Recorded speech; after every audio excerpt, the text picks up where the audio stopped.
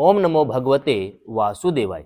अभी तक तृतीय स्कंद के 22वें अध्याय में हमने जाना कि कर्दम मुनि को भगवान श्री हरि कहते हैं कि तुम स्वयंभू मनु की पुत्री देवहूति से विवाह करना। और स्वयंभू मनु कर्दम मुनि के आश्रम में आते हैं और उन्हें कहते हैं कि तुम मेरी पुत्री से विवाह करने योग्य हो। और कर्दम मुनि बताते हैं कि तुम्हारी पुत्री इतनी सुंदर है कि इसको एक बार खेलते हुए देखकर विश्वासु गंधर्व मोहवश अचेत होकर अपने विमान से गिर पड़ा था, तो कौन समझदार पुरुष इसे स्वीकार न करेगा। लेकिन मेरी एक शर्त है, जब तक इससे संतान उत्पन्न नहीं होगी तभी तक हमारा समागम होगा, मैं इसके साथ रहूंगा। उसके बाद मेरा अधिक ध्यान भगवान की भक्ति में रहेगा। और इस प्रकार स्वयंभू मुनि अपनी पुत्री को उन्हें सौंप देते हैं। आज हम जानेंगे 23वां अध्याय कर्दम और देवहूति का विहार। श्री मैत्रेय जी ने कहा, विदुर जी, माता पिता के चले जाने पर पति के अभिप्राय को समझ लेने में कुशल साध्वी देवहूति कर्दम की प्रतिदिन प्रेम पूर्वक सेवा करने लगी, ठीक उसी तरह जैसे श्री पार्वती जी भगवान शंकर की सेवा करती हैं। उसने काम वासना, दम, द्वेष, लोभ, पाप, मद का त्याग कर बड़ी सावधानी और लगन के साथ सेवा में तत्पर रहकर विश्वास, पवित्रता, गौरव, संयम, शुश्रूषा, प्रेम, मधुर भाषण आदि गुणों से अपने परम तेजस्वी पति देव को संतुष्ट कर लिया। देवहूति समझती थी कि मेरे पति देव देव से बढ़कर हैं, इसलिए वह उनसे बड़ी बड़ी आशाएं रखकर उनकी सेवा में लगी रहती थी। इस प्रकार बहुत दिनों तक अपना अनुवर्तन करने वाली उस मनुपुत्री को व्रत आदि पालन करने से दुर्बल हुई देख देव ऋषि श्रेष्ठ कर्दम को दयावश कुछ खेद हुआ। उन्होंने उससे प्रेम गद वाणी में कहा, कर्दम जी बोले, मनु नंदिनी, तुमने मेरा बड़ा आदर किया है। मैं तुम्हारी उत्तम सेवा और परम भक्ति से बहुत संतुष्ट हूँ। सभी देहधारियों को अपना शरीर बहुत प्रिय और आदर की वस्तु होता है, किंतु तुमने मेरी सेवा के आगे उसके क्षीण होने की कोई परवाह नहीं की। अतः अपने धर्म का पालन करते रहने से मुझे तप, समाधि, उपासना और योग के द्वारा जो भय और शोक से रहित भगवत प्रसाद स्वरूप विभूतियां प्राप्त हुई हैं, उन पर मेरी सेवा के प्रभाव से अब तुम्हारा भी अधिकार हो गया है। मैं तुम्हें दिव्य दृष्टि प्रदान करता हूँ, उसके द्वारा तुम उन्हें देखो। अन्य जितने भी भोग हैं वे तो भगवान श्री हरि के भुरकुटी विलास मात्र से नष्ट हो जाते हैं, अतः वे इनके आगे कुछ भी नहीं हैं। तुम मेरी सेवा से कृतार्थ हो गई हो। अपने पति व्रत धर्म का पालन करने से तुम्हें ये दिव्य भोग प्राप्त हो गए हैं, तुम इन्हें भोग सकती हो। हम राजा हैं, हमें सब कुछ सुलभ है। इस प्रकार जो अभिमान आदि विकार हैं, उनके रहते हुए मनुष्य को इन दिव्य भोगों की प्राप्ति होनी कठिन है। कर्दम जी के इस प्रकार कहने से अपने पति देव को संपूर्ण योग माया विद्याओं में कुशल जानकर उस अबला की सारी चिंताएं जाती रही। उसका मुख किंचित संकोच भरी चितवन और मधुर मुस्कान से खिल उठा। वह विनय भाव और प्रेम से गदगद वाणी में इस प्रकार कहने लगी। देवहूति ने कहा, द्विज श्रेष्ठ स्वामिन, मैं यह जानती हूँ कि कभी निष्फल न होने वाली योग शक्ति और त्रिगुणात्मकता माया पर अधिकार रखने वाले आपको ये सब ऐश्वर्य प्राप्त हैं, किंतु प्रभु, आपने विवाह के समय जो प्रतिज्ञा की थी कि गर्भाधान होने तक मैं तुम्हारे साथ गृहस्थ सुख का उपभोग करूंगा, उसकी अब पूर्ति होनी चाहिए, क्योंकि श्रेष्ठ पति के द्वारा संतान प्राप्त होना पतिव्रता स्त्री के लिए महान लाभ है। हम दोनों के समागम के लिए शास्त्र के अनुसार जो कर्तव्य हों उनका आप उपदेश दीजिए।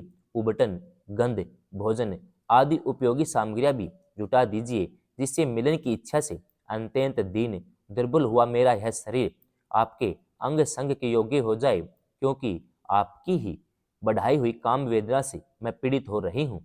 स्वामिन, इस कार्य के लिए एक उपयुक्त भवन तैयार हो जाए, इसका भी विचार कीजिए। मैत्रेय जी कहते हैं, विदुर जी, कर्दम मुनि ने अपनी प्रिया की इच्छा रखने के लिए उसी समय योग में स्थित होकर एक विमान रचा, जो इच्छा अनुसार सर्वत्र जा सकता था। यह विमान सब प्रकार के इच्छित भोग सुख प्रदान करने वाला, अत्यंत सुंदर, सब प्रकार के रत्नों से युक्त, सब संपत्तियों की उत्तरोत्तर वृद्धि से संपन्न, मणिमय खंभों से सुशोभित था। वह सभी ऋतुओं में सुखदायक और उसमें जहां तहाँ सब प्रकार की दिव्य सामग्रियां रखी हुई थी। उसे चित्र विचित्र रेशमी झंडियों, पताकाओं से खूब सजाया गया था, जिन पर भ्रमर गण मधुर गुंजार कर रहे थे। ऐसे रंग बिरंगी पुष्पों की मालाओं से, अनेक प्रकार की सूती और रेशमी वस्त्रों से वह अत्यंत शोभायमान हो रहा था। एक के ऊपर एक बनाए हुए कमरों में अलग अलग रखी हुई शैया, पलंग, पंखे और आसनों के कारण वह बड़ा सुंदर जान पड़ता था।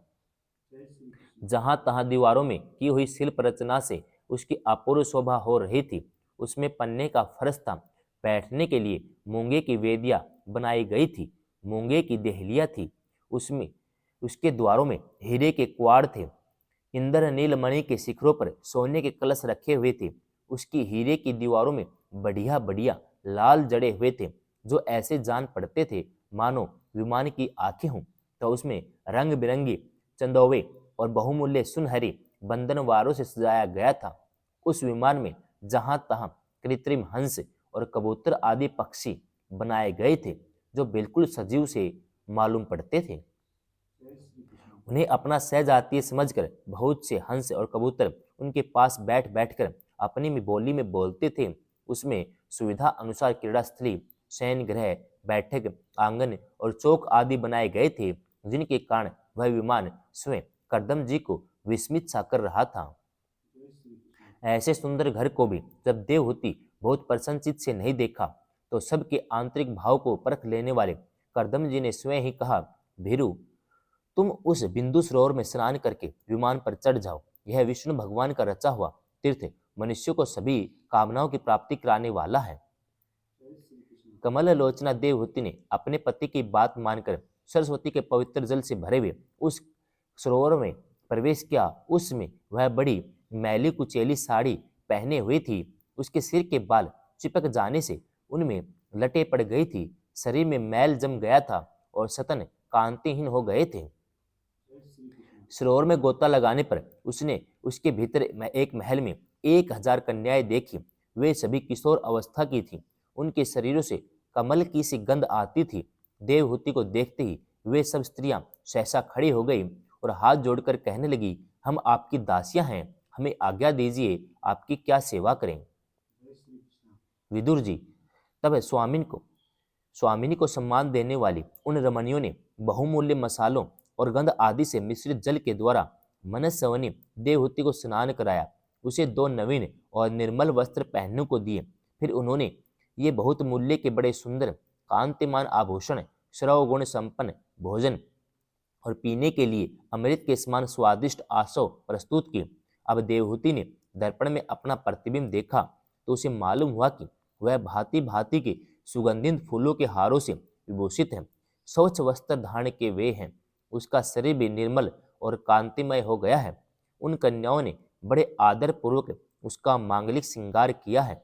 उसे सिर से स्नान कराया गया है। स्नान के पश्चात अंग अंग में सब प्रकार के आभूषण सजाए गए हैं। उसके गले में हार हुमेल, हाथों में कंकन, पैरों में छमछमाते हुए सोने के पायजेब सुशोभित हैं।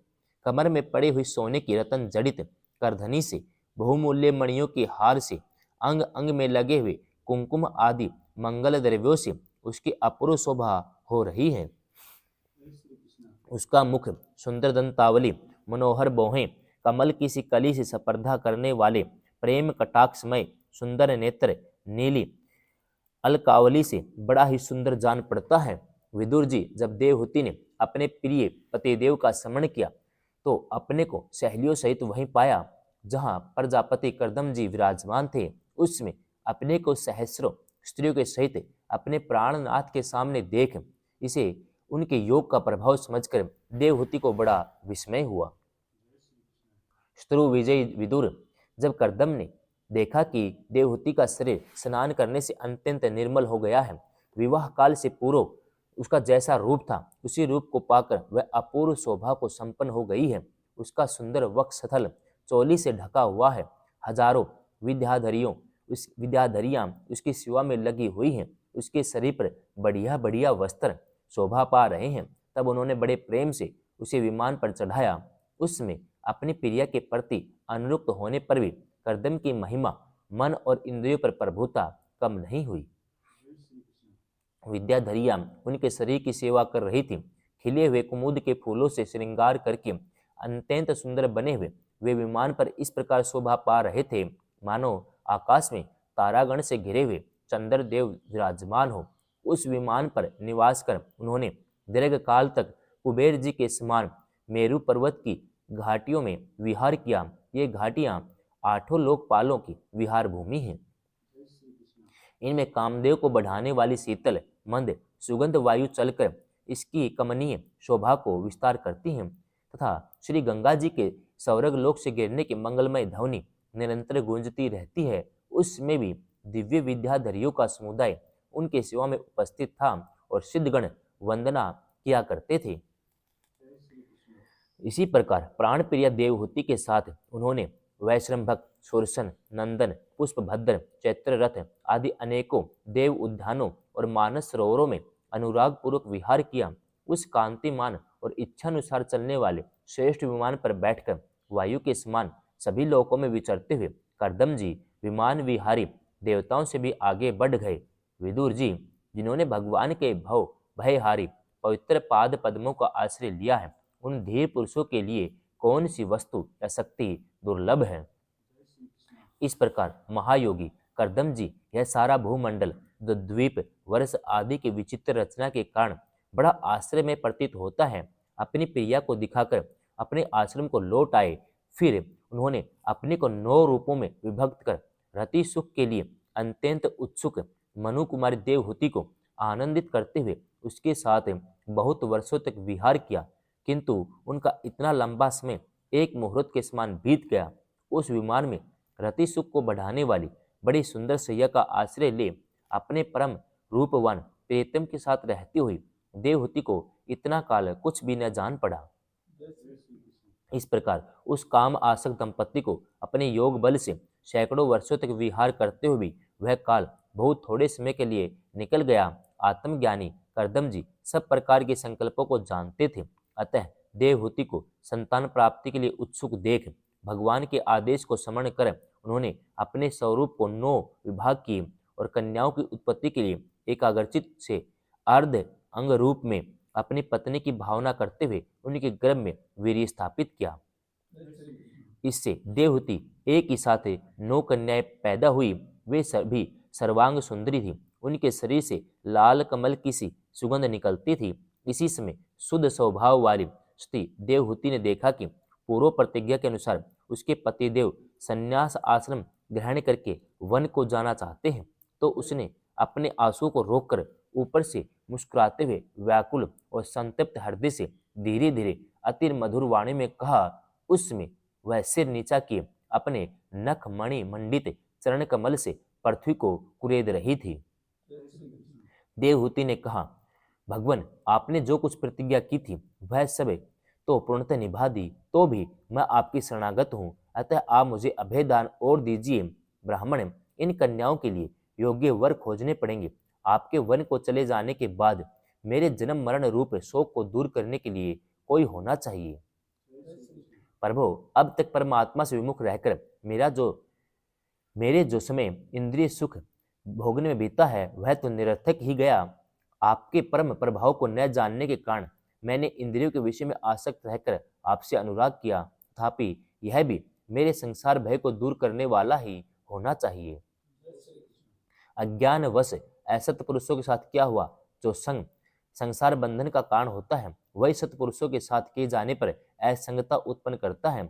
संसार में जिस पुरुष के कर्मों से न तो धर्म का संपादन होता है, न वैराग्य उत्पन्न होता है और न भगवान की सेवा ही संपन्न होती है, वह पुरुष जीते ही मुर्दे के समान है। अवश्य ही मैं भगवान की माया से बहुत ठगी गई।